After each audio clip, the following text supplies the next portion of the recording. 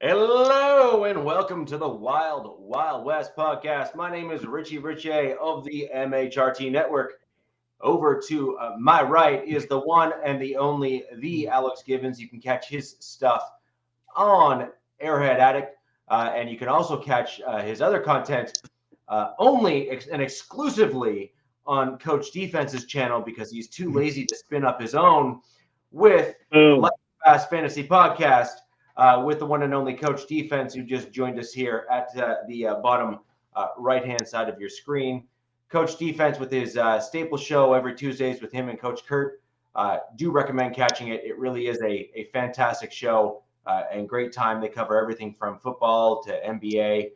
And sadly, Coach is also a Lakers fan, but we'll forgive him for that. No need to forgive. Damn. I don't mind at all if you hate the fact that I'm a Lakers fan. Don't mind at all. It's okay. I know.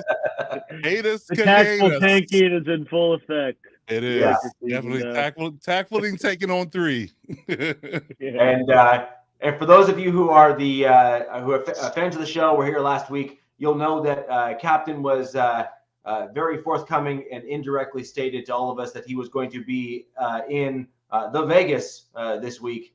And we have Captain down here below who has joined us this evening to make sure he made Captain on the go.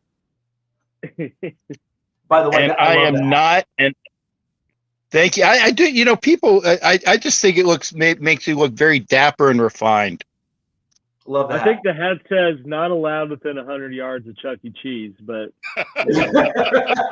that's me. Do not follow this man to a panel van. You guys want some candy? I got it. Got it in the bag. Here, Candies. here, come here, little girl. There you go.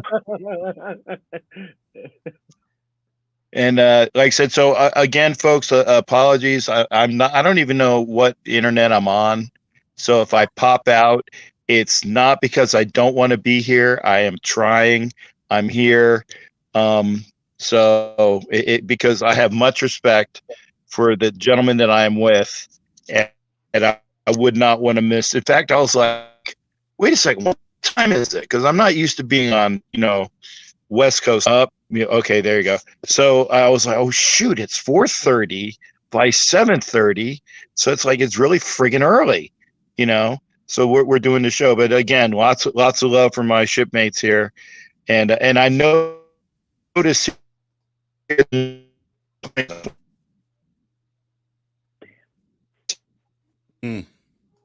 Dial up in Vegas. Yeah, pretty much. Yeah, what's that dial-up sound? No more America Online minutes. Hey, like I said, I'm out, dude. I am at a house. Okay, we are doing a house looking.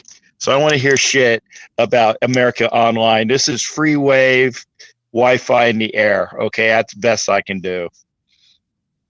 Yep, no worries. So I think we'd be remiss if we didn't start off. We'll start off with Alex because, while the Chargers and Broncos game, there were certainly several storylines that unfolded in that game. I think that the reason why we're all here, Alex, is we have quite the crowd that all wants to hear what you have to say about the last play and the reaction to said play. From the whiny child of a quarterback that you currently have playing for you. And I'll leave it at that, and you take it from there. Oh, no, leave it at that. Don't worry, I'll harp on it. Don't worry, I'm going to get to it. You want to get it out now, or you want to chime in?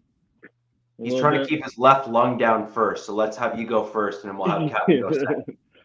Well, I know that I had talked to Coach about it. Obviously, I'd say a little less of a stoic reaction that you usually get out of Mahomes. I specifically said to Coach, I think the freak out to some degree at the end of the game was more geared towards his receivers and just the compounding week by week frustration of kind of regression in some things that he's been able to do in the past. And, you know, the refs in that moment just happened to kind of be the scapegoat outlet there to just kind of let it all out. I mean, because he's walked back, you know, since then and has gone back to answering things in the professional manner he does. And I mean, it's not like it was any, I think more when he added more to it after the fact, you know, when cooler heads kind of prevailed, he went back to the same comment he made after the MVS no call, where he said, you know, I just don't think that refs should be getting involved in the late game situations. You know, when they asked him about the PI last week that wasn't called, and he said, you know, I'm more in that situation, like, let him play. And I think that's where he was more frustrated with the refs in that regard. And that, you know, in that moment, it was something as tacky as receivers' foot's on the line, you know, to negate what was a pretty sweet play. So I understand why he was frustrated. Is that the way you should respond? No, but like, I also get just the boil over of all of it. But I mean, and the fact that the way he responded lets people like, you know, Biggie Bronco here say he's just always been a whiny bitch or whatever.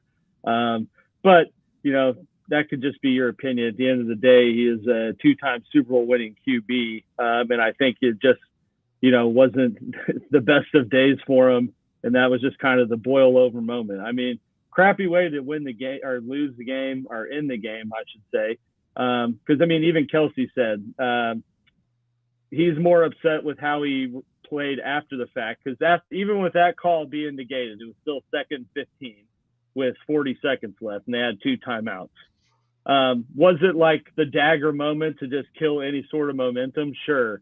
But, you know, listening to Kelsey, you know, on his pod, you know, he said, I'm more pissed off with how we played after that, because in the past we've been able to find ways to win games, and we're not doing that right now.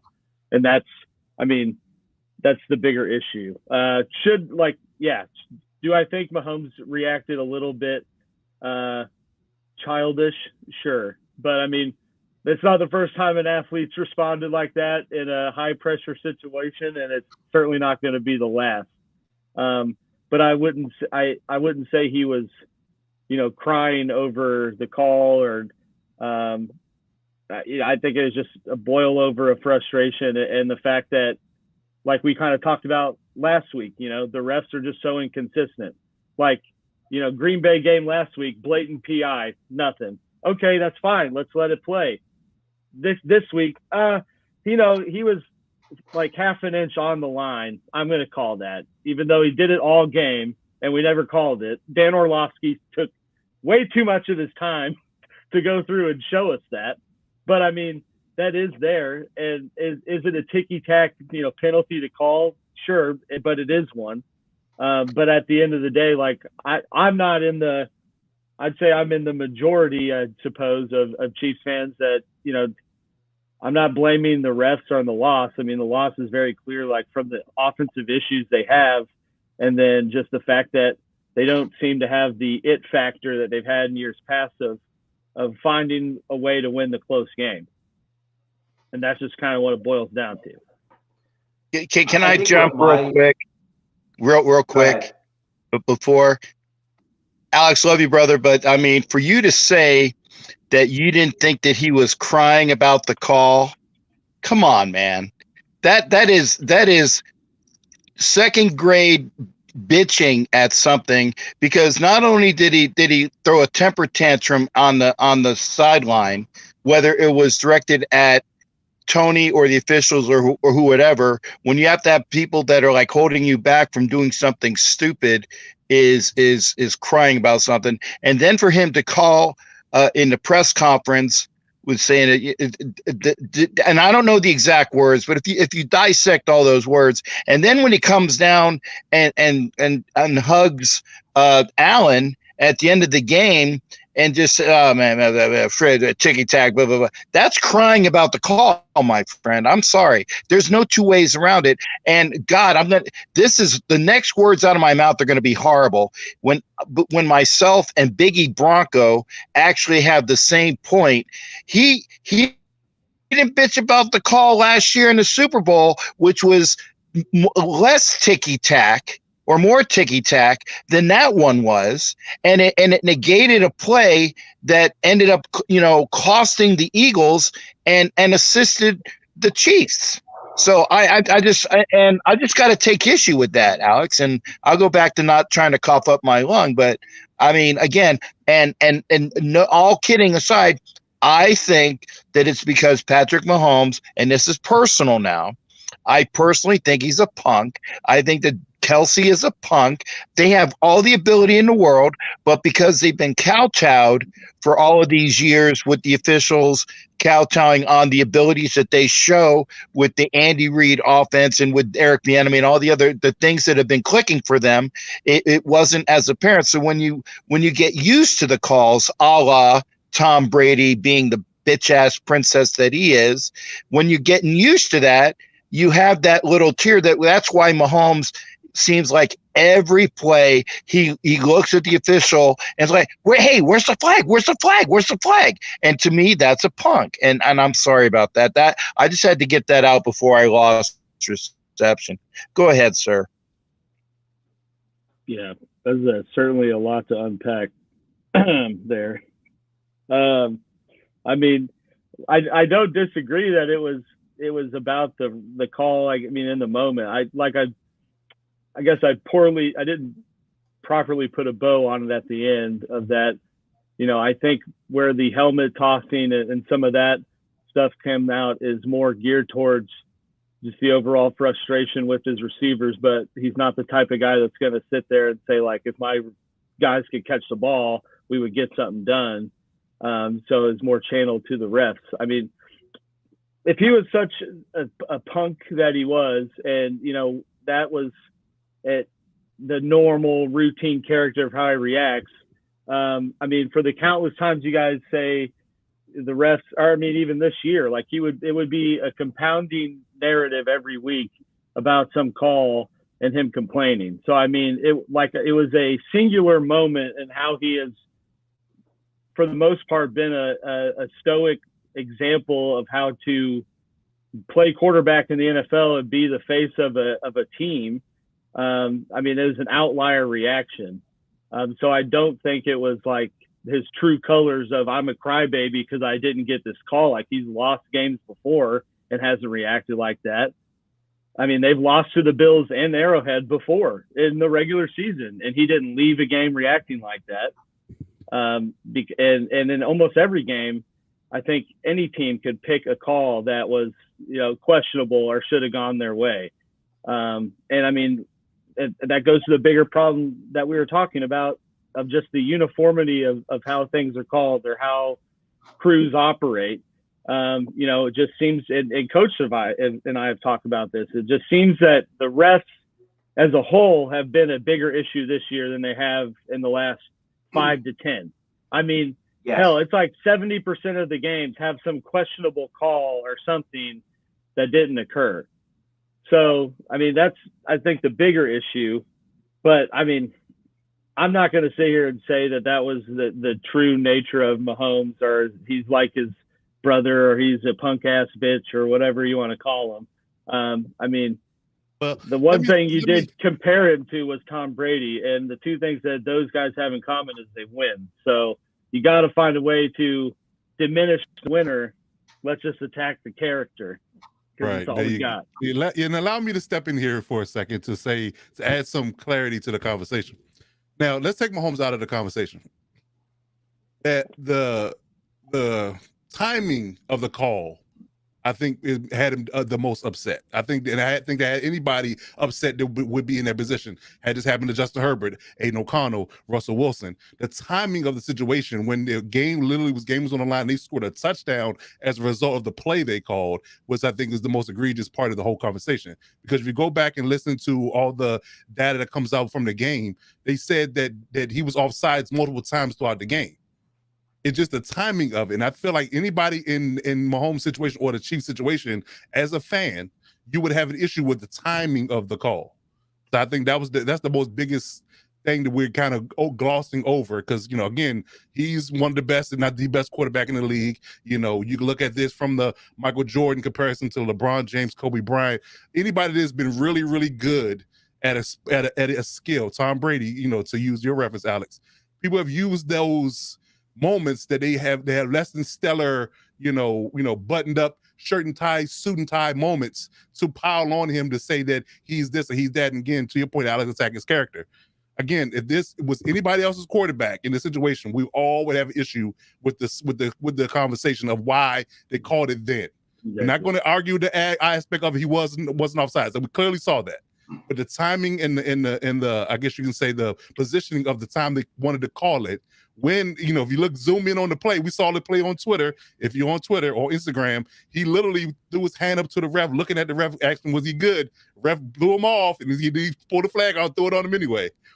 Again, that goes to the inconsistencies of what the referees have been doing and not doing this year. Because I think Jalen Waddle had the same dilemma in the Monday night game, and nobody called it. So if it was Justin Herbert in the situation and Keenan Allen was offsides, I would have an issue with the fact that they have a timing of it, and not the fact that it wasn't right or wrong, because we can belabor and beat it down who was right or wrong and stand on that if you want. But the timing of it felt like it's the issue, and I think we're not addressing that part of it. So I did not hear any of the, again, did not see any, or hear, I should say hear any of the analysis that went out about that. If he was offsides the entire game, and they waited until that particular moment to call it, that is AFU. And I don't need, y'all know what that stands for. I didn't hear any of that analysis. I only saw the play after the fact and say, man, that's a hell of a way to lose. Great play. But if the guy's offside, he's offsides, whether it's by an inch or mile. There's no such thing as whether you're in that respect, it's either a penalty or no penalty.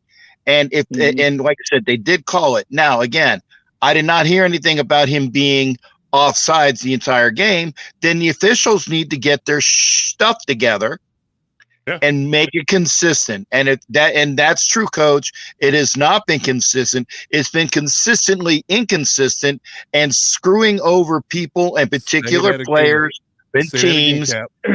Thank you. I do want to add, though, that I don't think that call screwed the Chiefs over. The Chiefs lost that game on their own. I think my first words to Coach after it was, it's fitting that it wasn't a wide receiver dropping a pass, but lining up, not off time. I said, that's just poetic justice. And just to carry on top of you think that we can only lose you a game by not catching it? Nah, check this out. Hold my beer. Hold my beer. Hold my beer.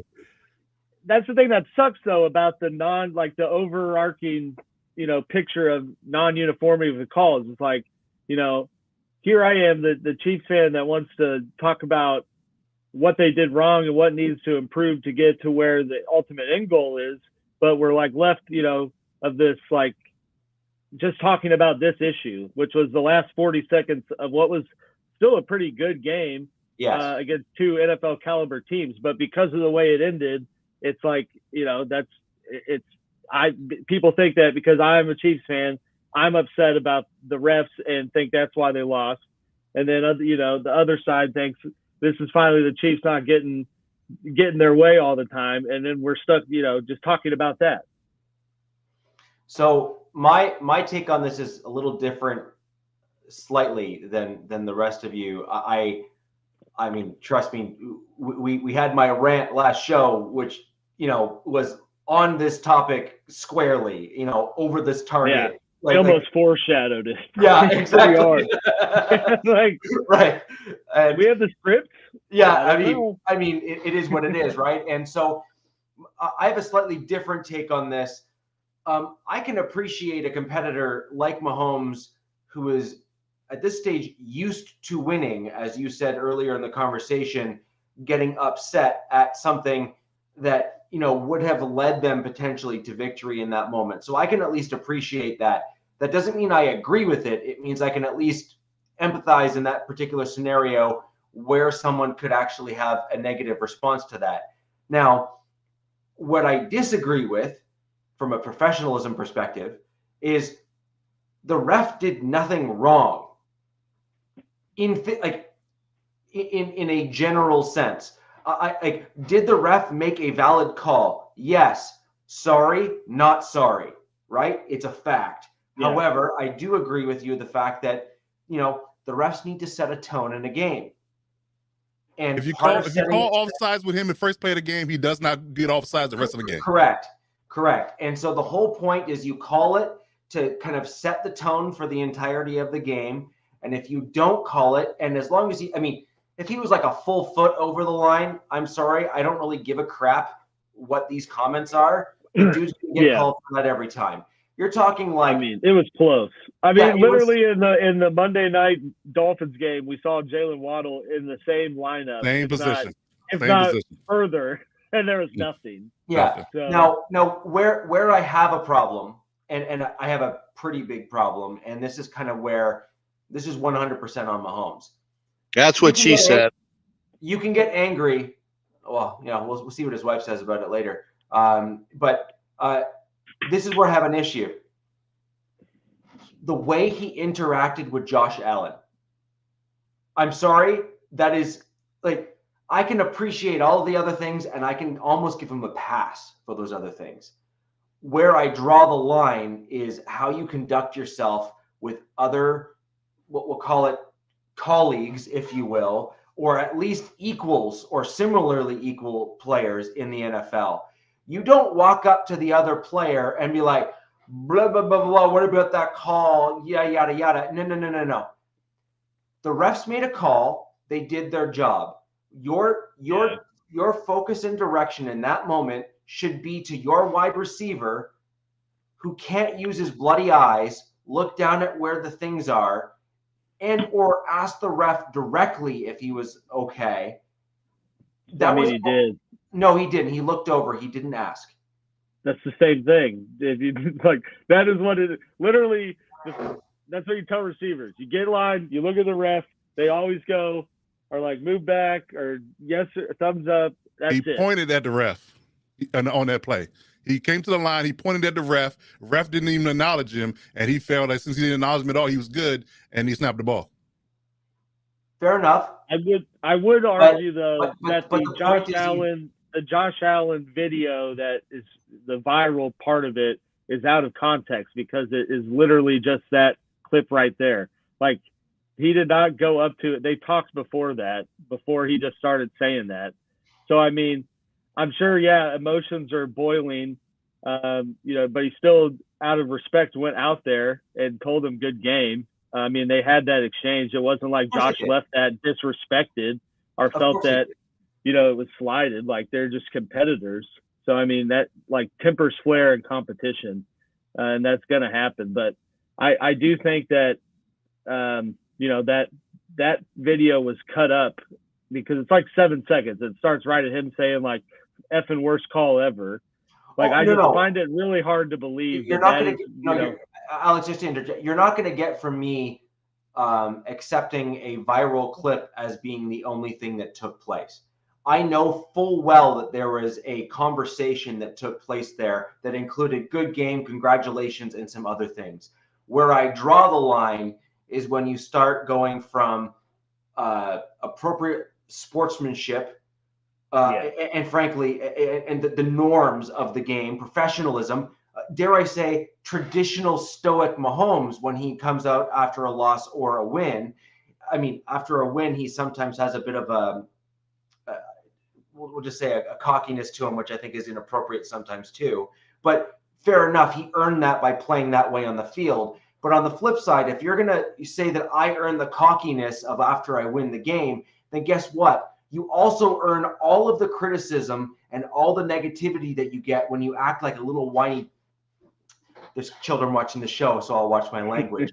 Like, so I'm sorry, that's kind of where I draw the line, is that if you're gonna own the fact that you can act a certain way when you win and you can kind of behave a certain way because you put that on the field, awesome, fantastic. I'm right with you because I agree. Flip side of that, you act that way, you brought on the heat yourself, and therefore you deserve to get smacked over the head with a frying pan. Well, this is not new because I know a guy by the name of Tom Brady that when he lost certain games, he didn't even shake hands with the other quarterback. And guess what, Coach? I had equally the same amount of issue with that level of childish behavior. Yeah, that's weak. That's weak. Somebody tell Cap he's on mute because he's talking. Cap, you're on mute. Cap, you're muted. You're muted. You sound like you're making a great point. I want to hear you. I can't hear you. I can't. We can't hear you. He's using this. You're using this, which means it's normally a good thing. Do you understand the words that are coming out of my mouth? Is this better? There we go. We go. I think the main thing that we're missing, and it was in the comments that you guys said, is that the consistency of the officials, and this is the bottom effing line. Why is it that the last two Super Bowls, the officials were basically that had their hands in their pockets and there wasn't laundry on the field? But you go back to the Rams Super Bowl against the Bengals, pretty much the officials let them all play, and then the last 2 to 3 minutes is when the laundry came out. And then last year, about the same way, I'm not saying that they didn't throw a few, but it was basically let them play. And then at the last 3 minutes last year, the same frigging thing happened. And that's why I'm saying that consistency sucks, and it's blatant that people will notice. And again, I apologize for, the non-Wi-Fi that I'm here, but doing the best I can, guys. Hey, audio is great. Yeah, audio. You must be on that 5-6G. You got to be by Area 51 or something. He must be. He has an alien holding the antenna right behind him. Got that Wakanda tech. Right. At least I'm friggin' here. I don't want to hear anything about me not being here. No, this is true. Fedora and all. Yeah, I mean, final that's cap on it. I mean, I'm not trying to defend, I guess, Mahomes' actions because I do agree that it was childish and outlandish and unnecessary. But I just wanted to highlight the fact that, I think that is an outlier reaction. And when compared to other situations, I mean, arguably could have responded the same way to end the Green Bay game, and he didn't. I mean, blatant PI that doesn't get called. He wasn't throwing his helmet and bitching about not getting that call.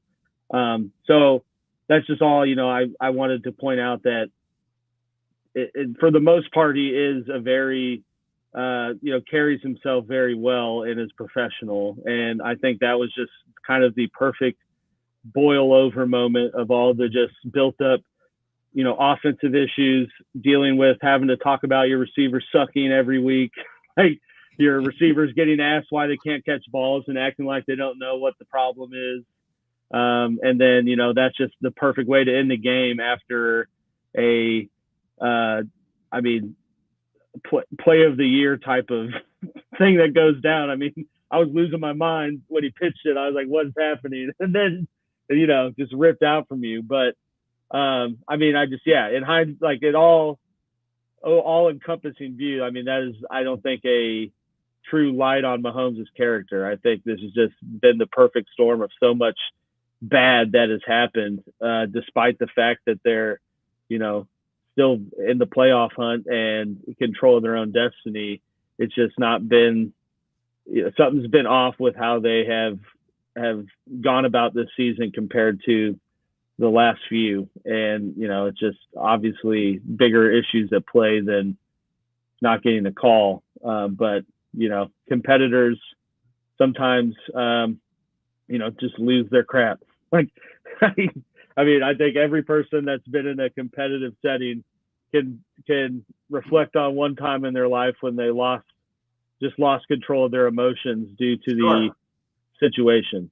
So, that's just human. Yeah, I think a lot of us can say that we have been less than hinged when certain things have happened, and just in traffic.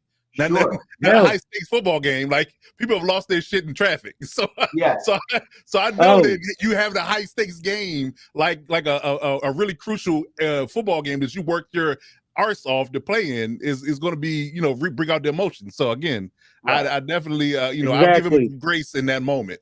Give him grace in that moment that he had a bad moment, but it's not a defining moment, in my opinion. And Sean was getting to where I was going.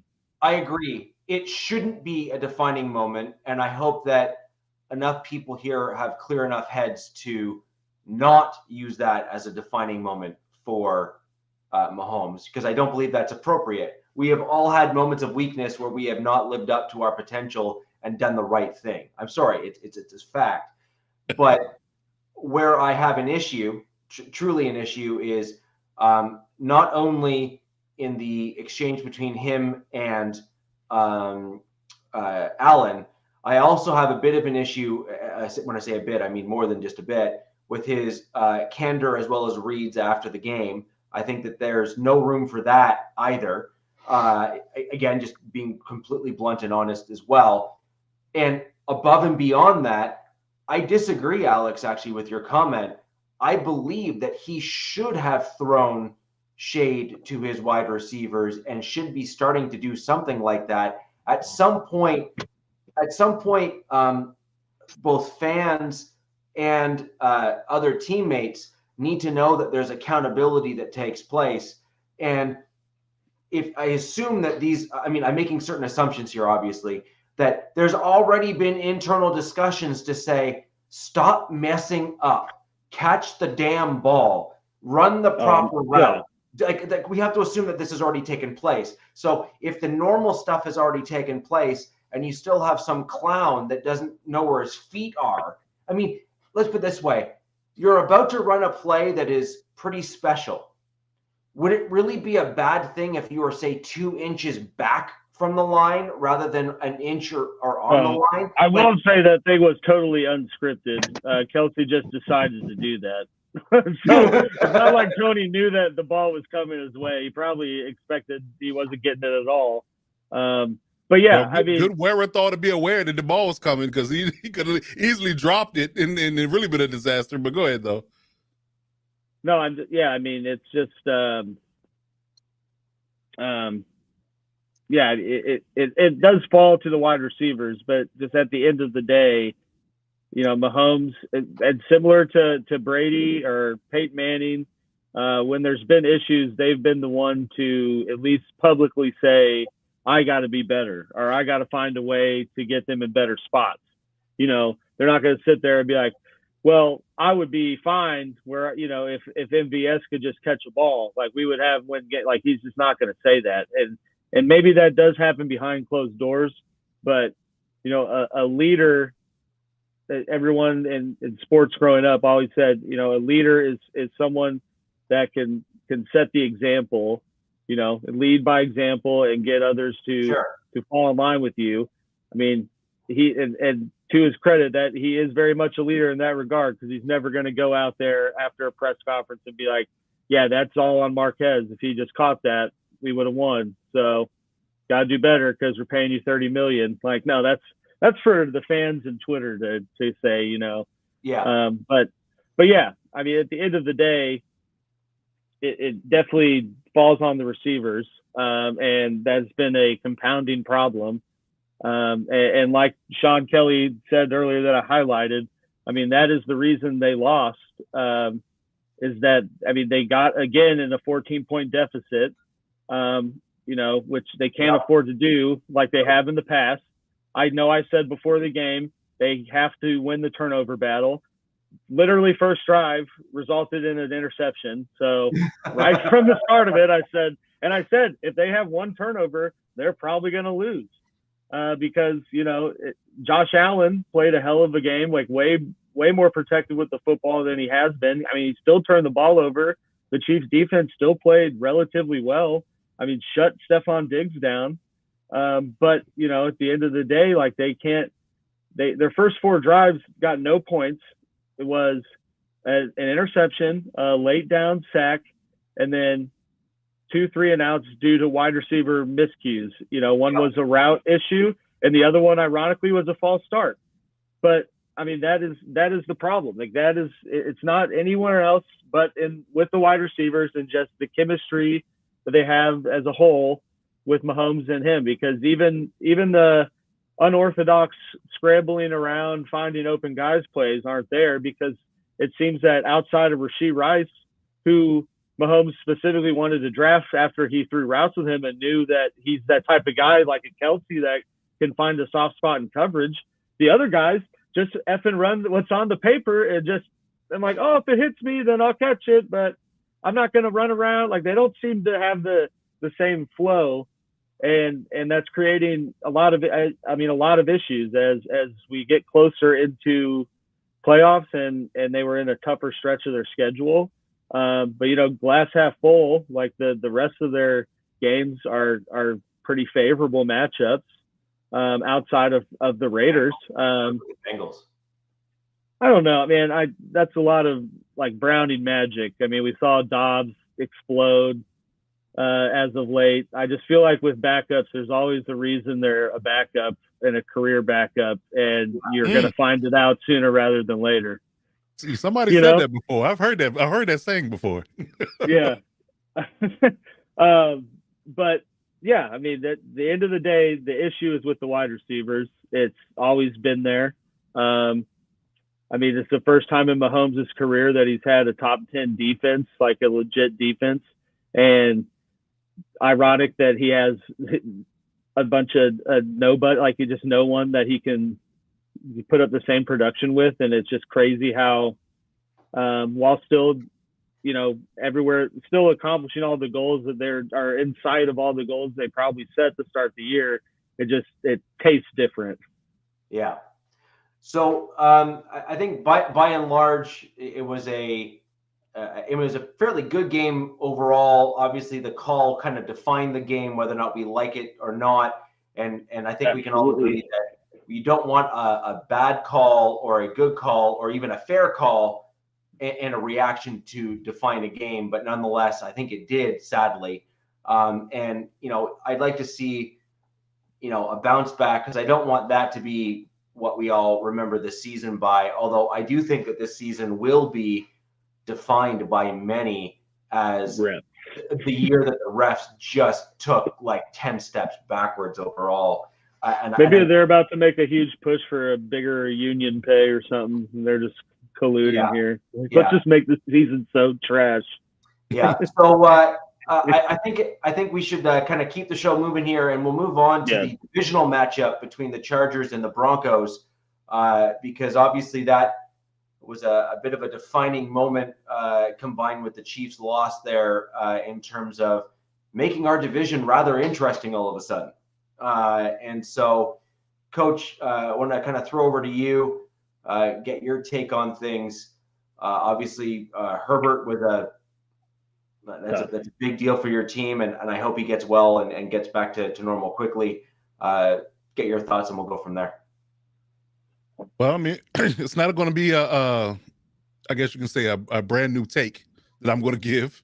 I've been saying, subliminally, I've been saying for a while that O-line missing Corey Linsley was an issue, and I give shouts out to the D coordinator, man, Vance Joseph. I give him a shout out to him and understanding what the systemic problem was with the O-line without Corey Linsley and Will Clapp being his replacement. They don't pick up pressure well. And it's been that way, and I didn't really want to glowingly say that because I was hoping for the best. It's kind of like if you put something out in the atmosphere, it happens to you. So I didn't want to say it directly, but I've known for quite some time that when Corey Linsley's out of the ball game, the protection is awful. It is people don't glowingly blitz or traditionally and wholeheartedly take advantage of it. So that was the biggest and most glaring issue, and hence why Justin Herbert's out for the year. It just was a complete and utter travesty of them just missing blitz after blitz, picking up pressure after pressure, not picking up pressure after pressure. Right. That really ultimately caused the offense to be very stagnant last week against a very maligned Patriots team, to say the least. So it's one of those things that it's a problem, and it only gets worse as the season goes on when people get more and more film on you. And again, they literally drilled in on that idea and then did not let it go. They blitzed Herbert all night. Zone blitz, man blitz, it didn't matter. They schemed up well, because a couple of times it was just flat out free rushes at the quarterback with nobody even thinking about stepping to the man to pick him up and pressure.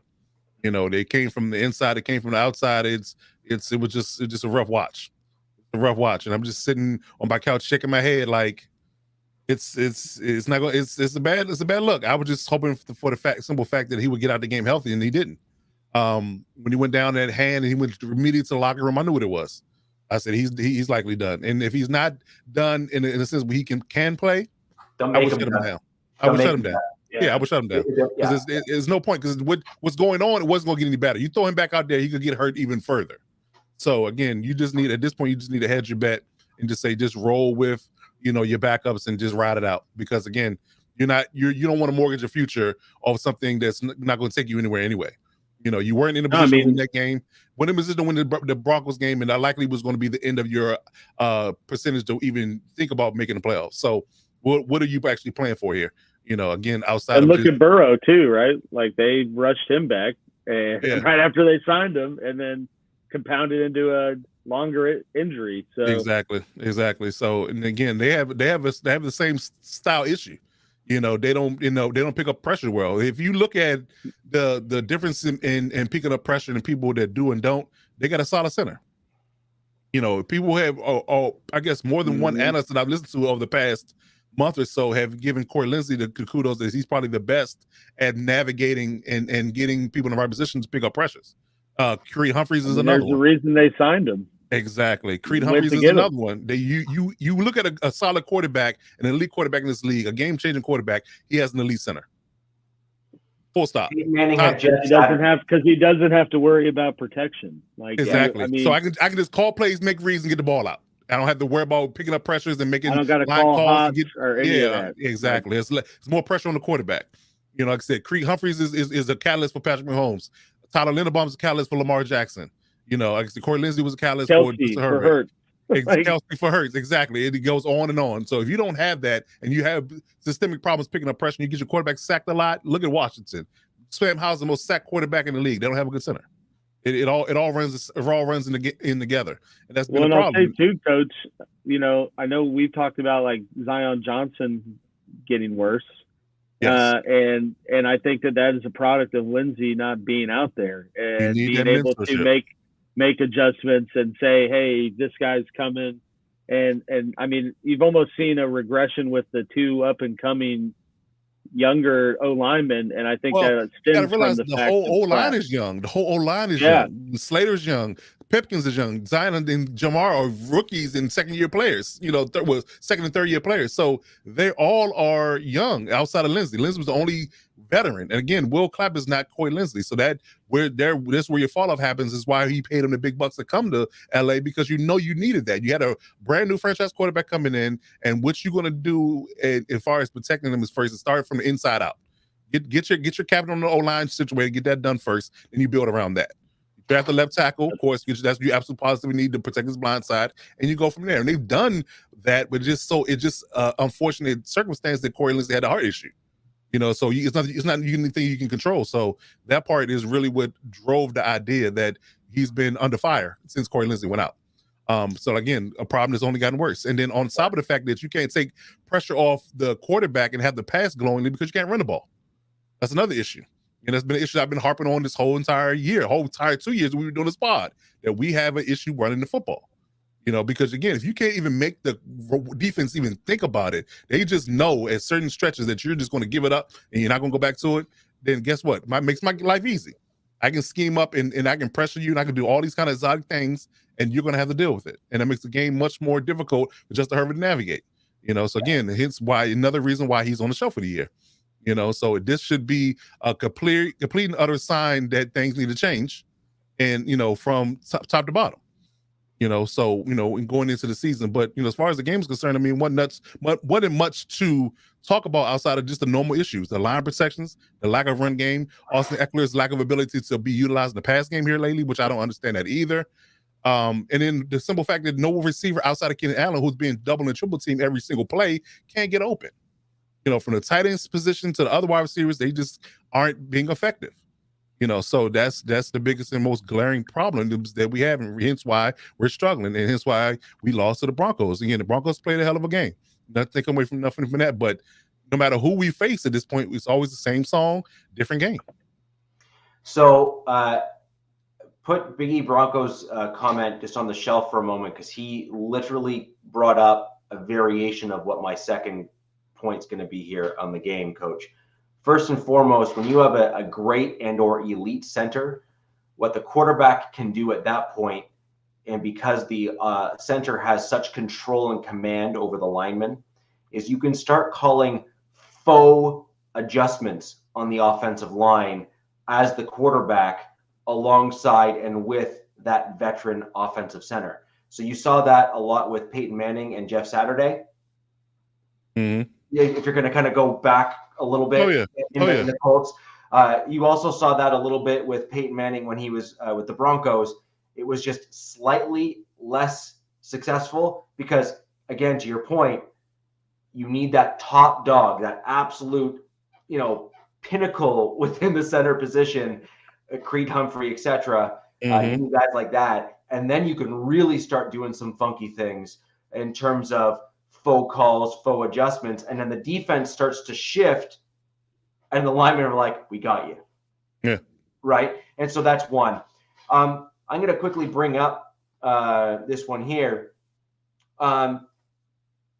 This is what my big question was after the game, Coach. I didn't want to bring this up until I saw our defense versus your offense, seeing what happened, comparing all the things. I have to ask it now, though. Kind of a two-parter. One, what has gone wrong with your offense, and why has Kellen Moore not made adjustments to try to make it better? And two, as like a secondary part to that, do you think that the poor kind of adjustments on Kellen Moore and his inability to kind of adapt to the offense will ultimately impact his ability to perhaps land a head coaching job, similar to what we've kind of been discussing with Staley, which is the offense hasn't adapted well and looked great. It's not looked horrible, but not looked great, and you haven't kind of won when you needed it. But when you look at Staley, he's a defensive dude, and your defense has struggled as well at through a large part of the season. So do you think that teams are going to start projecting kind of Staley vibes onto Moore, and perhaps he won't get those opportunities as well? Just kind of unpacking both of those. Well, started from the last part and work back. I do believe that the Staley stench could get on Kellen Moore. I think the Spanish could have did him a solid by letting Staley go and letting him be the interim, so you kind of see more so with him being void of being under Staley what he could honestly truly do as a head coach in that perspective. But I do believe from the offensive perspective as a whole, it's a lot of moving parts here that I guess you can say equate to the idea of the offense regressing, right? Because we all had, our biggest and most big and glowing gripes about Lombardi, right? When he was offensive coordinator. So we thought that Kellen Moore, which to a degree early on was a definite upgrade to when he came in, and he definitely showed the ability to have some nuances with the run game. In the preseason, in the first game of the season, he had different ways to get people open from a perspective of utilizing the weapons he had.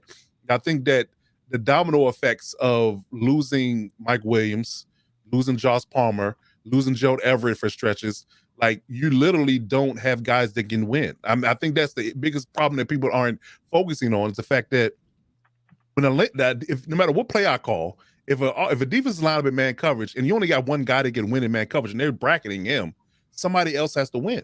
And that's what you drafted a guy like Quentin Johnson to do, and he hasn't done it.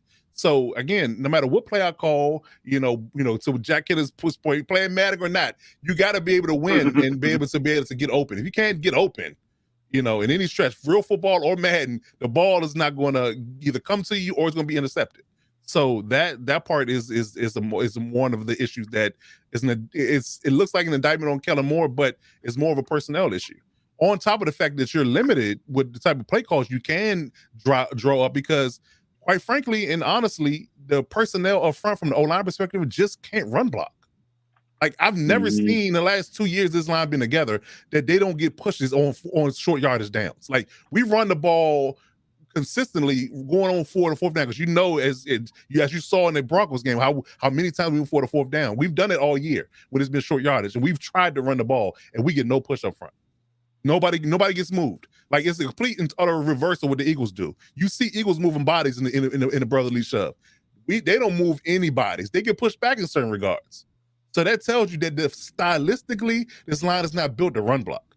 They're more so built to pass block. And in that regard, only person that's really doing that well right now is Rashawn Slater.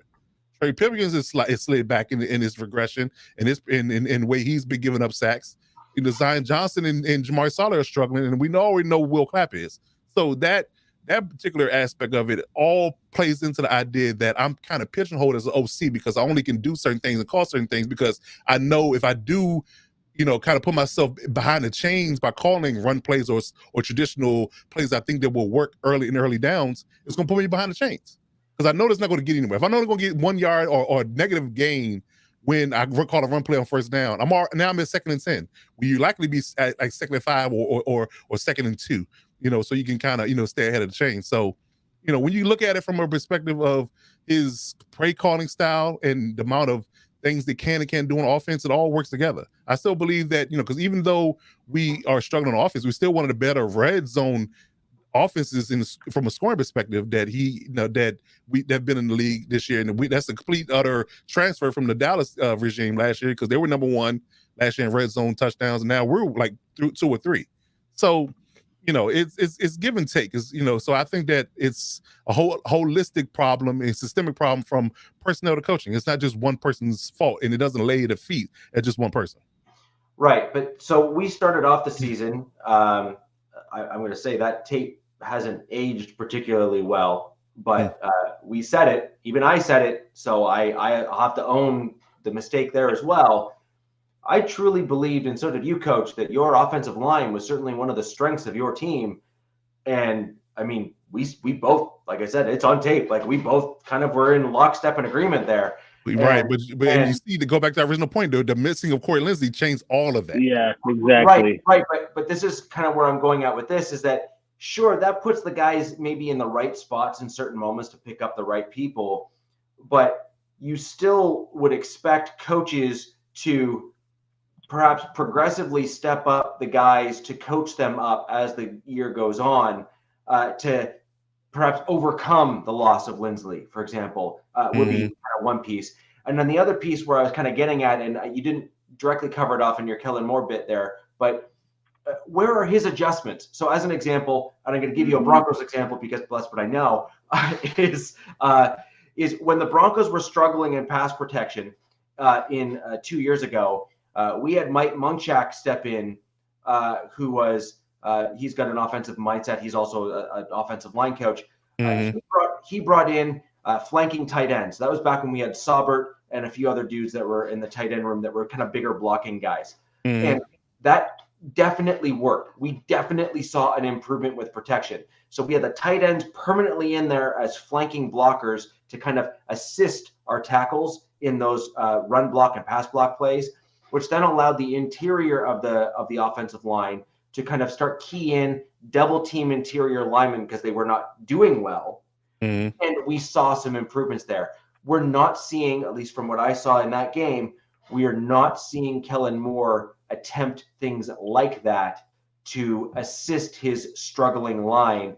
And that is kind of where I was going with, where are your adjustments? Why are you not doing certain things? Where are your boots to the outside while trying to kind of draw guys one way versus the other?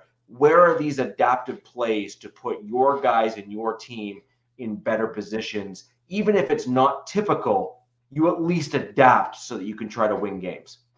Yeah, I mean, I think that's a fair criticism, and I kind of lay that more so at the feet of the offensive line coach. And that particular space, I think that, you know, somebody, you know, be it Brandon Staley, Kellen Moore, somebody needs to go to them and say, hey, we got to be better at protection, and they did not do that. And if it's to the point, you know, more aggressive people, I guess you can say, you know, look at it from a perspective that if you're not getting a job done in season, like if you're just not working, like we just have a clear, you know, rift in styles or coaching styles or ability to get the best out of your players, people, you know, kind of reshuffle things. Like, you know, you might let go of a guy, bring in a guy who, you know, but again, that's one of the things the Chargers never are known for. Let me put it that way. They just ride it out, and they make it's kind of like it's like a basketball game in-game adjustments. Like you're in a playoff game, you know, you see a clear problem that you should address in game. Some coaches make the adjustments on the fly in game. Some coaches wait till the next game to make the changes. Go back and look at film, point things out, and make the changes in practice. That's the Chargers way. They just make changes after the fact. They wait till the season's over, and then we revamp and retool the whole entire outfit instead of making changes on the fly. So if your offensive line coach isn't helping out the situation and giving Kellen Moore, you know, a better you know, protection scheme or, you know, protection package to help the O-line, you know, pick these blitzes up better, then guess what? Maybe you should think about moving on from a guy, bringing another consultant or somebody to help out, get a fresh voice in the room. Say, hey, we got an issue here. How can we fix it? Somebody, but they refuse to do it. Do something. Right, but I haven't seen them make a change in season in ever. So again, I wouldn't expect them to do it here. So that's the biggest and most glaring problem with that. Well, and I'd say, I mean, it's tough from an offensive perspective too, especially when you're missing some key players. It's tough to make such drastic adjustments at half and execute on them.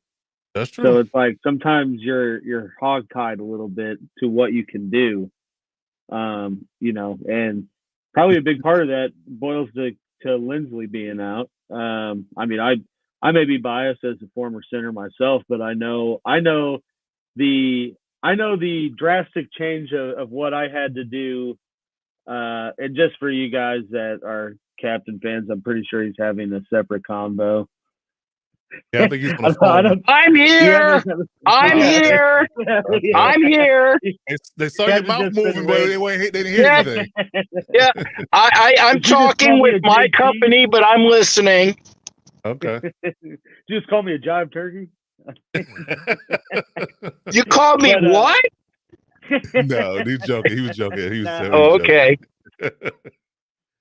Yes, but I'm just saying, you know, I know the drastic change of what was expected of me as a center from high school to NAIA college. I can only imagine how much more there is when you get to the NFL, you know, talking millions of dollars a year. So, I mean, like when I was in college, I had to take a test every Thursday or every Friday before our game of like, what blitzes is this team going to do? Like, it's 3rd and 10. We're on the 50. What do you expect to see from them? I had to watch like over 80 hours of film a week.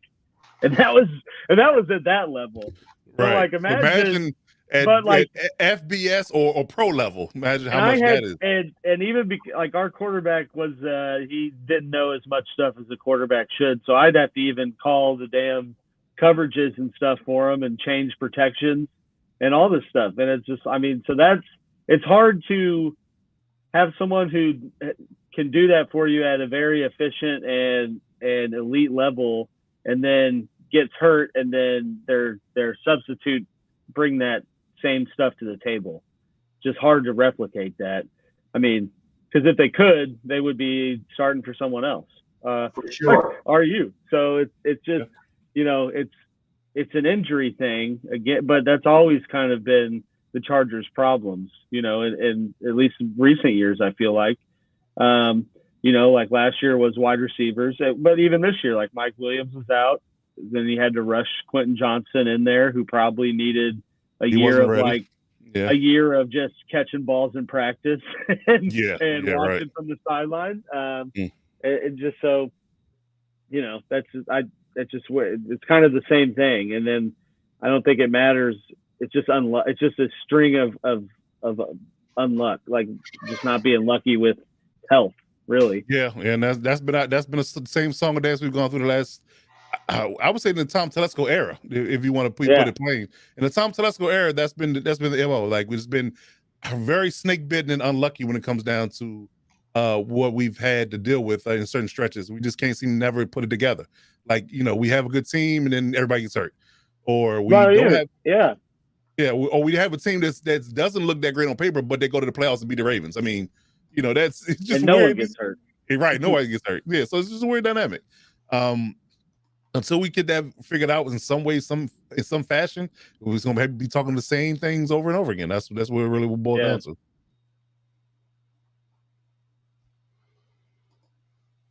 That's it. Yeah. So I mean the one thing I will say about that game overall is, we tested a divisional rival, and it was a higher scoring game than divisional rivalry games normally are. Like in terms of, there was a certain theme to the game where it didn't have the same feeling of a divisional rival game as it normally would. Oh yeah, once Herbert got hurt, all bets were off and never got. Yeah, it was done. No. Pack it up, let's go home. Now I will say this though, I actually believe that Easton Stick, your backup, will actually surprise many, because you saw a few plays that he was able to put together when he was like thrown into the fire, having probably not gotten any reps at all during the week, and he actually looked okay in a few drives when doing a few things. And so I am genuinely curious to see, now that he's got a game under his belt, he's kind of got that experience, he's gone against a divisional rival. I do wonder if he's going to start surprising a few people, and you might not like it, Coach, because if he's able to actually do some things, then that could be a problem. Well, you got to realize that the Easton Stick is a backup for a reason, just like we just alluded to earlier. He's been there for a while too. He's been there for a while too, and the problems that we have are still the problems that we have. They didn't change because Justin Herbert is hurt now. Like you don't offense doesn't drastically get better because Easton Stick is in the game. I'm sorry, it's going to get worse. And Keenan Allen's not going to play this week, so you're missing your number one receiver. The O-line's a mess. You can't run the ball. It's not going to be good for Easton Stick. Let's just put it plain. It's just not. Max Crosby and company are going to have a field day. And if the Raiders are smart, just like pretty much every team in the league is, you get paid millions of dollars to do this. So I would like to believe that you're going to pick up with the same tendencies and do the same things the Broncos did and blitz the hell out of the quarterback and get to him as early and often as possible and wreak havoc. So that me thinking Easton Stick is going to change the world, I will not buy that stock at all when I do it. So.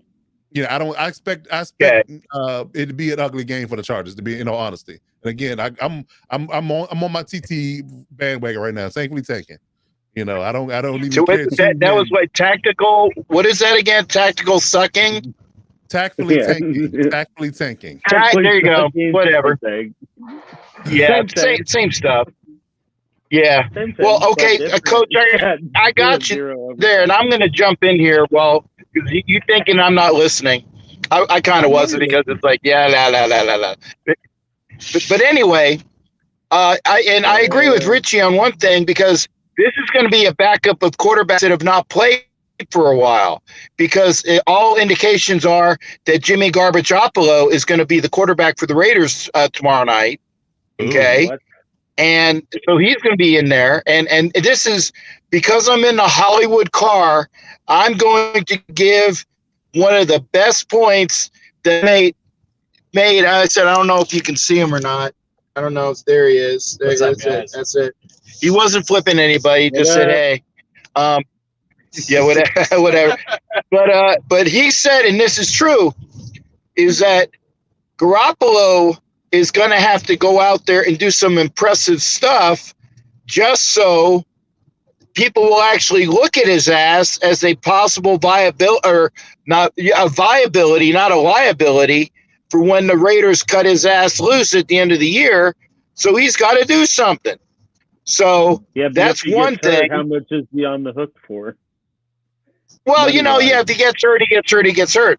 But and it's surprising because, again, once Aiden O'Connell had got the feel for the game down in L.A., he actually played pretty well, minus having 50 Who, and I know I hated saying his name, but 50 Who on his ass, and then you have somebody like McDaniel saying, yeah, we compensated for that. Bull effing crap, okay? You did not double Khalil Mack last game, which is why he was blowing up everybody, you lying sack of crap on the podium, and that is why you are fired, McFired, lying sack of crap, okay? So that may or may not have been taken care of this year by then, because we still have the same crap offense, because it's still McDaniels' playbook, and that's not going to change until the offseason, okay? We did not score a friggin' point last week. That was like going to the dentist and having all your teeth taken out manually, okay? Watching that game from my seat was painful. And by the way, these are all my teeth. I don't have dentures yet, okay? Point being that okay, it's going to be a hard game. So if Easton Stick gets a touchdown, that's probably more than what we've seen from our offense. Literally, it is more than we've seen from our offense in weeks. Okay. You also have to realize that the Chargers defense isn't great either. Well, but you're also talking about Crosby. Crosby's hurt, my friend. Crosby's hurt. He's on a short week. And this is another thing that I've said. We all know what the capabilities are. I'm coming up on Allegiant right now. I'm waving at my stadium as we go by. We know what we got with Crosby. Sit down. We need you for next year and the year after and the year after, okay? Sit down, Max. I love you, brother. And his parents are wonderful, okay? Sit down. Take a rest, okay? We know what you can do, but you're only going to keep debilitating your knee. So we got Easton Stick that's going to be playing quite well. I agree with that on that. It's going to be another hard game to watch, and the only thing that it helps is whose draft position, who's going to leapfrog who in the tactical tanking. Okay. Hopefully we leapfrog y'all. Y'all can have this game. and coach, love you, but F you.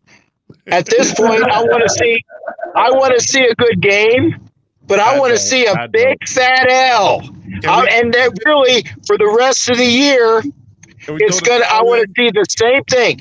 I want to see a good game, but a big fat L, because I want to make sure that the Raiders are within the top 6 or 7, and they can tactically improve by jumping up to maybe Chicago's pick at 4, because they got 1 and 4, I believe. I might be wrong. That's correct. I think so. Oh, thank you, sir. See, that's why I have you on the show, Coach. You got your shit together, okay? Thing is, leaping up to get whichever quarterback drops, because, again, Chicago is saying that they're going to go after Jane Daniels now. He's the smell of the week, right? Until the combine comes out, and then maybe May is the smell of the week, or maybe Bo Nix is the smell of the week. I want one of those guys anyway, but I want the Raiders to get a quarterback, and then for basically every other pick that's on the board, I want offensive line, defensive tackle, offensive line. You get what I'm saying here, and then acquire extra picks, because that's what we need to do. We need to build the friggin' interior for whoever comes in. And, Coach, I might have said this. I'm not sure if I said it or not. What the Garglers do, there's your drop, Coach. I said it for you right there. You're right there. What the Garglers do in the offseason, once they get rid of Staley, if the Chargers get a name coach, big name, like Bill Belichick, okay, I'm just saying, wait a second. If they get a big name coach, that is going to draw Mark Davis into saying, well, we got big name coach in LA. We got a guy in Kansas City that has won several Super Bowls that's going to the Hall of Fame. Well, the walrus looking guy, right? You got Peyton in Denver. Who are we going to get? We're going to need a big name coach. No, that's Harbaugh. Harbaugh's going to Chicago, and he's bringing Ron Rivera with him. Okay, I'm down on that. Do the timestamp on this. 1746 on whatever friggin' day in December it is. Okay, Harbaugh is going to Chicago, and he's bringing Rivera with him. Okay, trying to do a Chicago accent. It wasn't really good, but the point is, if you're going to get a big name coach, Mark Davis, get a guy by the name of Dan friggin' Quinn.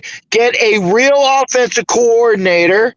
Keep Antonio Pierce on staff because they played for him anyway, and upgrade everything else. What if the Raiders got Bill Belichick instead of us? I'd laugh my ass off. I tell you, partner, and I said, oh, by the way, this is the other laugh of the day, because was it Hollywood or Mrs. Hollywood saying? I think it was Hollywood saying, well, what happens when we bring Carr back? I'm saying, listen, it was Hollywood. He's laughing. I say, I will sell all of my tickets next year. I will still be a Raiders fan, but I will not go see that trash.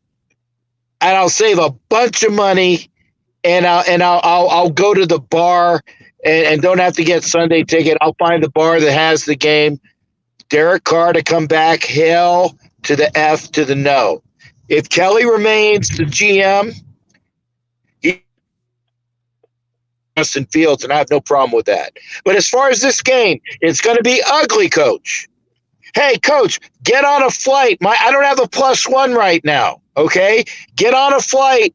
Hit me out here. And this is for real. You get on a flight tonight, brother, and you and I will go to the game tomorrow. Listen, I would not waste my money on that. Sorry, sir. It's Christmas time. I'd much rather spend that money on my daughter than watch that trash. Sorry. Hey, you're on your own, buddy. Hollywood says that you're smart, so I'm good. Yeah. But I'm already here, so I'm going. Okay, yeah, have a blast. So so Captain, I have an interesting comment to what you just said there. Yes, sir. You know who actually would be pretty darn good to turn and continue your defensive turnaround around, though? It actually would be Belichick, because he's never really somebody shoot him. Well, I'm sorry, but name the guy that he's had similar to Max Crosby at anywhere near that caliber, except for when he was, way back with the Giants and whatnot. But name another guy that he's had that has been that caliber. He would. Richie, you're drinking too much Canadian syrup or whiskey. I'm not sure what the hell you're talking about. Because here's the thing: Bill Belichick is going to go to a place where he already has an established quarterback, and use that. The Raiders don't have an established quarterback. That's why he's going to go and be coach's best friend for all these years coming up. Okay. Bill Belichick is not coming to the Raiders. And if he does come to the Raiders, I know that that's going to be a drop in a meme that's going to be used forever. Okay? Mm-hmm. There you go. Yeah. They say the person you hate the most ends up in your family, right? So be careful. Oh, my God. Hey, if Belichick comes here, he bet. Oh, frozen. I dropped because some stupid a-hole gave me a phone call. Apologies. On the phone. If Belichick comes here, he better bring a real offensive coordinator with him. And I'm talking somebody that he hasn't already abused. Like McDaniels? And it better not be Josh. It better not be Josh friggin' McDaniel. Ladies and gentlemen, we're bringing Josh back. Oh my God! If you think I'm not going to watch that trash with Carr as our quarterback here, I will be selling every ticket I got. I'm gonna save so much money next year. It's going to be ridiculous. Nobody will watch it because they'll burn down the stadium. Oh, yeah. Hollywood says they're going to burn down the brand new stadium if that happens. Imagine the trifecta of Bill Belichick as the head coach and GM, Josh McDaniels as the OC, and Derek Carr as the quarterback next year. Oh, that's the trifecta. That is the trifecta. Coach, no. Put it in the atmosphere. Sprinkle it out. No. Please, coach. May the fleas of 1,000 camels infest your armpits and your crotch. Damn. There you go. You say crap like that, I'm going to do the old Middle Eastern voodoo juju. May the fleas of 1,000 camels infest your armpits and your crotch, putting out crap like that. He's gonna make a little coach doll. There's a style in that. He's gonna be stabbing it with pins. Oh, it's gonna be like that. You're gonna be like Ray Finkel's room. He's gonna have you everywhere. Laces out. What a sports nut, huh? Yeah. Cozy if you're Hannibal Lecter. That's funny. Oh man. So aside from I'm getting the impression you guys both think that this is going to be a lower scoring game. Painful. Difficult to watch. This might go down as one of the most painful Thursday night football games we've seen all year. Yeah. It just might be. Interesting. I don't know. But, I can't even find a +1. That's how bad it is. Nobody wants them. You can't sell those tickets. You can't give them away. You can't give those tickets away. Yeah. It's rough. It's gonna be rough. Listen, I'm watching out of pure punishment, pure masochistic tendencies that I'm going to watch this game. That's it. We're both masochists. The only difference is that you're in the comfort of your own home, and I'm going to be at Allegiant Stadium. He traveled to get there. Yeah, he did. He paid for the punishment. Like that's a new level. You paying for the punishment. Yeah. You ever see that meme when a guy's getting kicked in the nads repeatedly? That's Cap right now. Right. This is what it's like to be a Raiders fan. Right. So, I think that kind of covers our divisional rivalry game for next week. In a neat and tidy bow. Alex, I'll throw over to you, and then I will we'll finish off with what I actually do think is going to be a rather good game, and that's going to be Detroit-Denver. So I'll throw over to you. Vinny, do you throw to me after the Belichick talk since Chiefs are playing the Patriots? Like I kind of prefaced when talking about the Bills game, this next stretch are much more favorable matchups, and I think this is probably the most favorable one. Ironically enough, it was flexed from Monday night for how I guess bad the Patriots have been, and maybe the Chiefs too. But this was originally supposed to be a Monday night game, kicked all the way back to noon on Sunday. I saw someone call it the matchup of the two teams with the worst wide receivers. So, and I don't think that's too far off. And I guess there's a little bit of a potential juju narrative game, revenge game at play here as well. But I mean, fact remains, Patriots offense outside of last Thursday has not been very good. Been dead last in the league in almost everything. I think last week was the first time they scored over 21 points for the first time in a while. So I feel good with how the defense matches up against their offense, especially with kind of the revolving door that's been going on at QB there, as well as Belichick's propensity to just yank guys in and out if they're doing bad. So, which I think always kind of kills the game, for that team. So, I mean, we'll see if something like that happens. But, like I said, with the Bills game, the Chiefs defense was there's nothing to blame them about on that loss.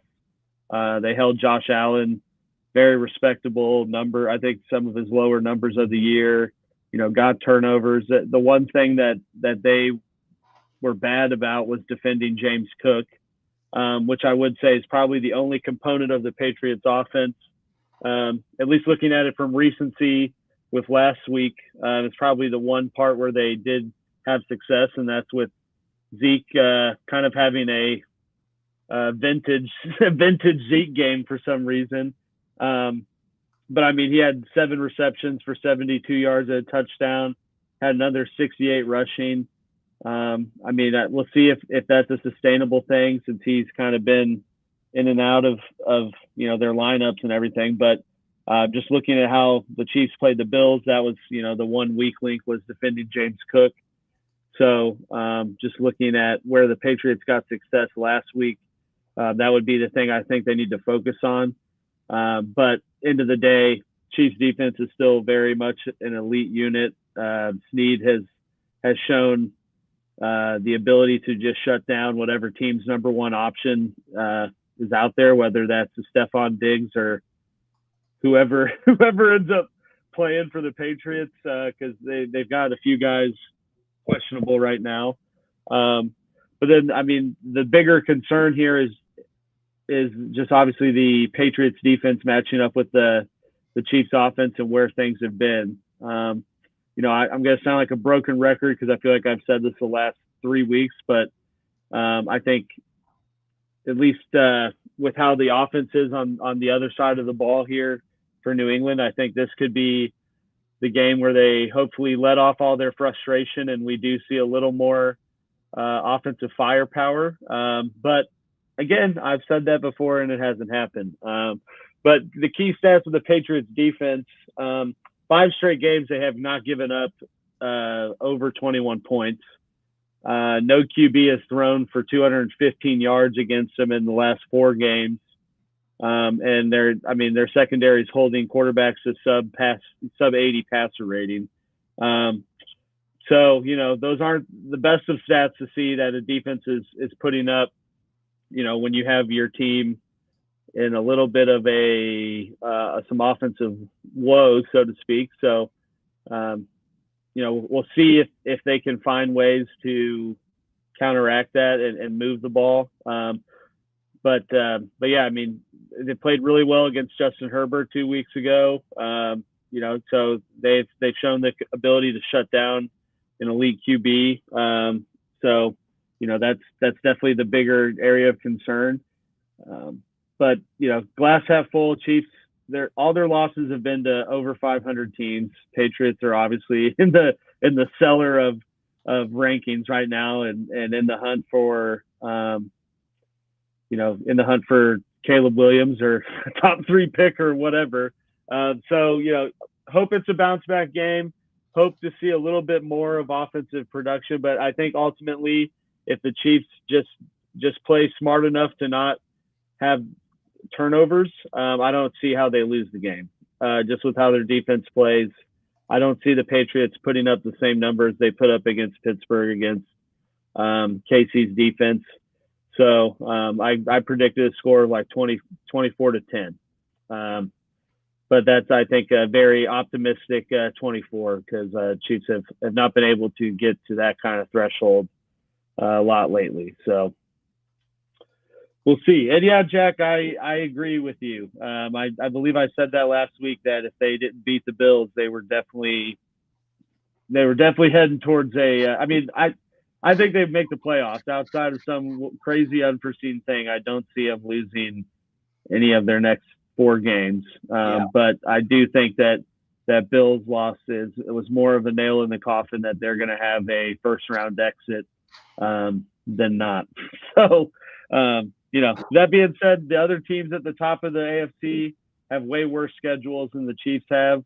So, I mean, there is a chance that they could, kind of just show up and stick to their business and the Ravens or Dolphins or one of these other teams drops off and they end up, right where they want to be. But I think it's going to be certainly an uphill climb to, have the consistency that they've had in the last few playoff runs of, number one seed, playoffs go through Arrowhead, and having these home games. So, they've certainly, I think, closed the book in that regard, but they still have time to make things right and ultimately get to where they want to go. I mean, the Buccaneers, when they won the Super Bowl, I think lost 5 straight games, and everyone thought they were trash and totally washed, and Brady, made a mistake to continue playing, and they got it right at the right time. And there's always, I feel like, those years where teams play really bad for a stretch and then, figure it out when things are right. I mean, look at the 49ers. I think, what was that, 4 or 5 weeks ago, they lost 3 straight and everyone thought the sky was falling, and now they're I would be willing to bet the probable favorite to win the Super Bowl. So anything can change in short span of time in the NFL. So there is still time to get things right in KC, and I think the schedule is at least lining up for that opportunity to be there. Yeah, fair enough. I still do wonder if the Chiefs need to get that first round bounce from the playoffs to. I wouldn't be upset about it. I mean, I would, but but you know what I'm saying with this, right? Like, tells you got to spend money.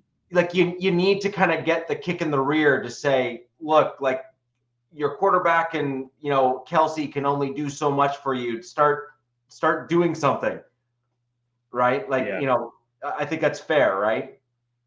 Yeah, no, and I would obviously be upset, but I do think that is something. If it's not already prevalent at this stage, they obviously need to invest in wide receiver in the off season. And I find it interesting too. I'm trying not to get too off track, but Veach with the whole Chris Jones thing at the start of the year. I read a whole thing that, that's why they couldn't pursue Hopkins or some of those other bigger name guys, because they weren't sure what was going to happen with Chris Jones. And so it's like, situations like that too, you can't not you can't be, as a GM, let things like that, dictate how this plays out. Cause then, I mean, there's a snowball effect up to this point. And everything that Veach has tried to do in terms of recouping or rebuilding wide receivers is not panned out, maybe outside of Rice. So yeah, I mean, I think that something is going to be needed so that they can like the Tampa Bay Super Bowl loss very clearly left that game like, ooh, I got to rebuild the offensive line. So went and gave Joe Tooney, $60 million, traded for Orlando Brown, drafted Creed Humphrey. Trey Smith, I obviously fell into their lap a little bit with a heart issue, but still took the chance to draft him. And we saw the change of success. So I do think that that's going to be the approach this offseason, whether that is trading up to draft someone or a little bit of both. But I do expect to see a complete overhaul in terms of wide receiver. I wouldn't be shocked if outside of Rice, no one else is back in terms of moving around. But it definitely needs to happen. Yeah, that makes some sense. Is there anything else that you think might be a key to, or something maybe to avoid, like a trap? I mean, we this is the kicker, right? With Bill, is that he's so good at completely eliminating that top threat that you have on your team, whether you like it or not. I mean, look, the panel here can all say, no, we don't want him here as our coach. But I mean, the guy has shown for decades at this point. Oh yeah, I mean, he's probably the greatest defensive mind in the NFL. I don't doubt I think that the at all. hesitations with him as a coach is he's so established and is so used to my way or the highway for what 20 plus years in New England that he's not going to go anywhere and accept less. He's not going to go anywhere and just be Bill Belichick the coach. He's going to want to literally bring everything that, the Patriot way and do it again with some other owner that's going to fall for that and pay him money. I hope it's the Panthers, just because that would just really put a nice feather in the cap for Tepper over there. But yeah, let Tepper have him. Let Tepper have him. He's too overbearing. Like exactly. Again, if he was just gonna be a defensive coordinator or the head coach in the DC, I would be like, okay, fine. I still don't want him in LA, but I can get that. But if you want to try to control personnel, be very aloof. When you're terrible at it, like literally.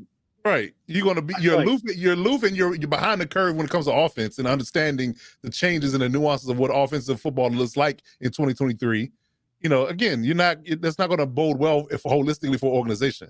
If you were just going to sit in your lane and be a defensive coordinator or / head coach and just, not try to, basically run everything, then that might be a different story. But what comes with Bill Belichick comes with too much, and you see how that's worked out since Tom Brady's been gone. I don't want to sign up for that personally. But to what you were getting at, Richie, yeah, I mean, obviously, great defensive mind. I read the stats that their stat line of what they've been giving up as a unit. I wouldn't say anyone that overly blows you away in terms of the defense, but collectively they get after it. I mean, they're not crazy in bringing pressure. Like, they play you pretty straight up and just wait for you to make a mistake. So, I would expect that Mahomes at least would be more experienced enough to read that, and hopefully they have a better game plan in terms of running the ball. Yeah, whatever, dude. But, yeah, I mean, I don't think there's really any traps or anything. It's just like I said, boils down to which offensive unit's going to show up. At what time are they going to, is it going to be a second half offense that shows up? I'd like to see him do it for the whole effing game and not go down 14 points in 2 minutes. But yeah, if they can just, that and not turn the ball over, I find it really hard for them to lose this game. Yeah, no, I kind of agree. But, again, it's the one thing where if you have a bunch of receivers who can't catch the ball and Andy Reid doesn't start leaning in on the run game and Belichick does what he does and literally takes Kelsey out of the game, then it sounds crazy, right? Like, it sounds that's been the issue is, because Kelsey has been getting double, triples covered all year. And still is on pace for the same level of stats that he normally puts up. But the issue is when you get into the moments where you have to have something, you need the completion to get something done. They have no option because there's no one else to make that the defense has to respect or honor. So, that's why I keep hoping that for the game where they just get a defense that's a little worse at defending the pass, and maybe someone can gain some confidence and step up. But it just seems more and more likely that's not going to happen. Because recency here, like, we've looked at 2 games where they've needed a completion to keep the game going, to either get the lead or keep it to where it's a game. And both times have had to go to Valdez-Scantling. Why? Yep. Because Kelsey's either double covered or triple covered. So, regardless, unless Mahomes runs around for 10 seconds, likely not going to get the ball to him. And Rice is probably getting, some sort of bracket or something. And then says, okay, like, one of you other trash ass dudes beat us. And it hasn't happened. So I know the feeling. Trust me, I know the feeling. So we'll finish off with my Denver Broncos and our game, which is certainly, I think, poised to be at least one of the better matchups of this week. Overall, Saturday, baby. Yeah, we're getting December Saturday football. Yeah. So I really do think it's going to be a rather interesting game if we're going to be honest. Ultimately, the question, and this is really the question of the day, is which version of the Lions are going to show up? That's a good one. Right? Now, if we're going to follow this through, as we've seen traditionally from this year of the Detroit Lions, they typically don't string together. Detroit, Lion. Oh, that's my other show. Okay, sorry. Last I checked, Detroit isn't particularly French. However, I am Canadian and it is very French enough. here. Detroit, Lyon. And guys, I'm sorry, I gotta pop out now because we are at our location. But great being out and hanging with you. See, Cap. But so it's a real interesting piece here in terms of what version of the Lions you're going to get. You just don't know. Yeah. And they've typically not strung together two stinkers. Generally speaking, they've kind of done one really bad looking game and then they typically bounce back. So the question is, can they bounce back enough to overcome what is turned out to be a very, very good Denver defense? Mm-hmm. Which, I mean, if you'd asked me that 5 weeks into the season, I would tell you you're nuts. Yeah. It's crazy that it's the same team that gave up 70 points to the Dolphins, who just lost to the Titans. Yeah, it was a wake-up call. Yeah. No, it's great too. I feel like we always see this kind of the season play out this way, at least for Dan Campbell's led Lions, where they have some stretch where they get really hot and everyone's like, "Oh, are the Lions up and coming?" And then it fizzles out at the end. So, you know, you do have home golf to worry about. Yeah, a little it's bit. notoriously better in the dome. But yeah, I mean, I think it's going to be a good matchup. It's, I think, similar to the Chiefs.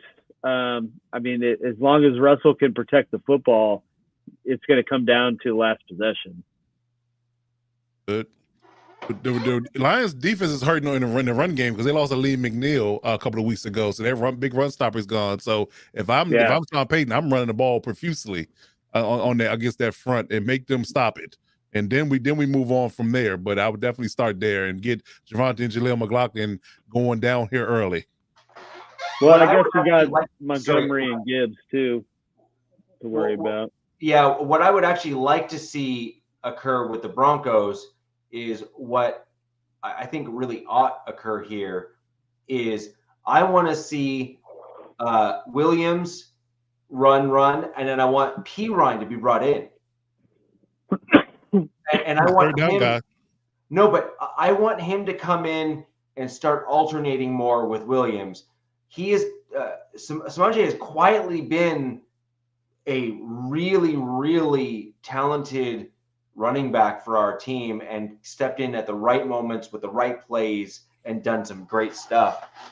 I'd like to see him come in more into the game, and the reason why is you want to wear down the other team quickly, and then that's where you start mixing in McLaughlin more, because McLaughlin is faster, can break through the holes more. But the problem is when the guys are fresher, they're more likely to be able to just be there to block and kind of maintain that run lane discipline. Whereas when they're tired and slower and worn down, you're more likely to be able to move them further off their spots and kind of open different lanes. And that, I think, is where you can get Jaleel McLaughlin going. But you need the bruisers to really start wearing down the defensive linemen on the other side. And to your point, Coach, they have struggled against the run. And there is nothing more demoralizing for an opposing team to literally say, we know they're going to run the ball 9 times out of 10 and still not be able to stop them. Yeah, Chargers. Oh, I'm sorry. That wasn't foreshadowing at all, Coach. That was my bad. I flashback trauma. Yeah. Sorry.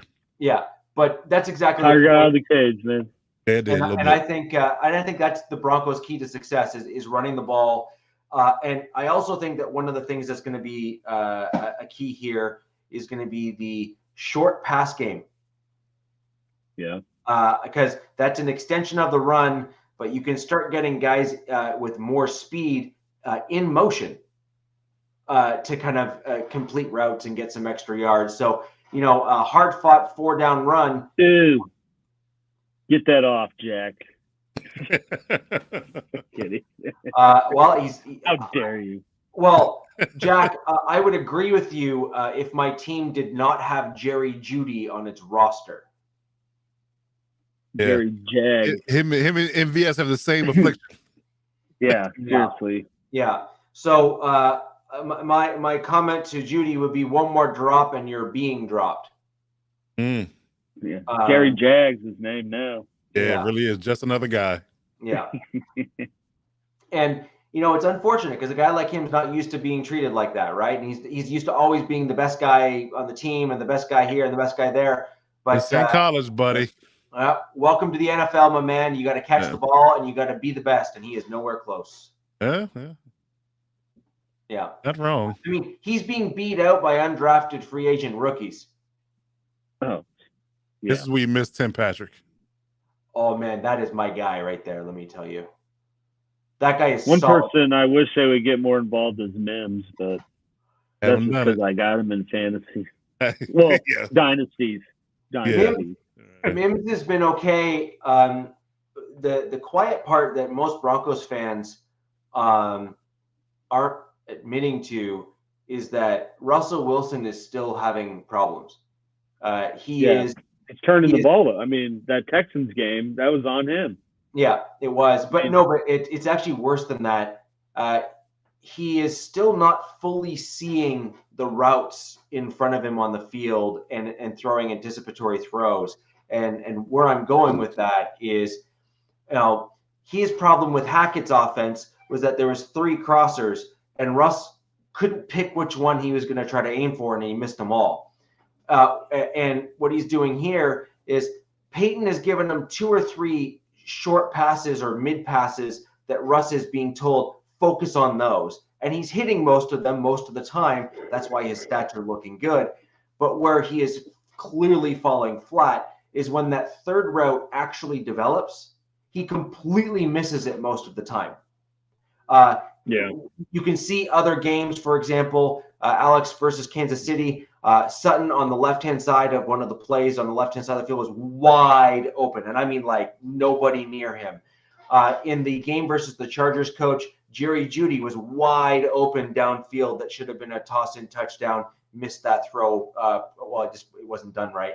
And there's been a few others where he's had some wide receivers. Marvin Mims, for example, in some of the other games, wide open throws not thrown to him properly either. It's those types of things when they're stacked one on top of the other that really present an issue for the argument that a lot of Broncos fans are trying to make, which is that, Russell Wilson is having a career year, but certainly, top 5, he's doing so well, blah, blah, blah, blah, blah. My comment back is, great. Is that actually Wilson, or is that Wilson just being very receptive to very good coaching? And I do believe that it may well be, receptive to very good coaching. You won't really know that until you see another quarterback step in, perhaps for Sean Payton, and having similar success.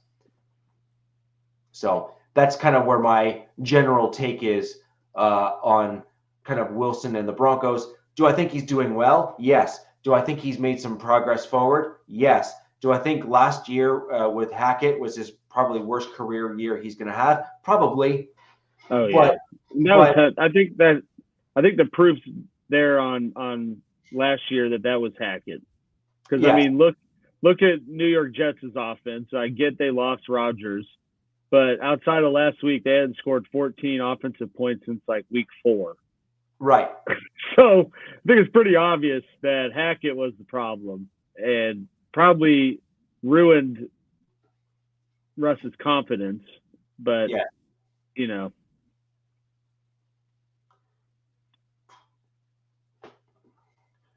This is also true. I 100% agree. 2 or 3 plays in the Chargers game and in the Texans game, actually, if you're going to be honest, some of those poor throws and poor plays were Russ throwing wide to the outside when it should have been inside, or Russ throwing too high or short on deep passes where the wide receiver is trying to come back for the ball when he should be thrown as he's running either in stride or at least into his hands. And these are all things that, I notice. And if you kind of go back and truly watch with a little bit more of an analytical eye, I agree. You're not going to get any arguments from me. And I think that's why some of these games were stalling. Like the middle parts of the games, the Broncos offense is just absolutely stalling. And I think that it's simply because there hasn't been plays that have been either drawn up or there hasn't been looks that have been analyzed and then implemented or installed where the right things can simply be pointed out and say, now go. Yeah. Yeah. And so anyways, that's kind of where I think we're going to be at. And Coach, I do agree with your assessment.